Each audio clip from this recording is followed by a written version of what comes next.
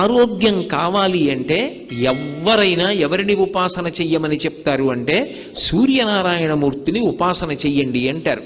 ఇప్పటికీ పిల్లల దగ్గర నుంచి పెద్దల వరకు సూర్య నమస్కారాలు చేస్తారు.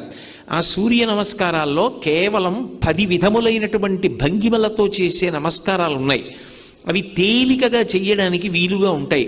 ఆ సూర్య నమస్కారం చెయ్యడం కేవలము శరీరమునకు ఆరోగ్యం ఇవ్వడానికి ఒక్కదానికే కాదు, ఆ సమయంలో సూర్య బింబాన్ని ఉపాసన చేస్తారు మనసుతో.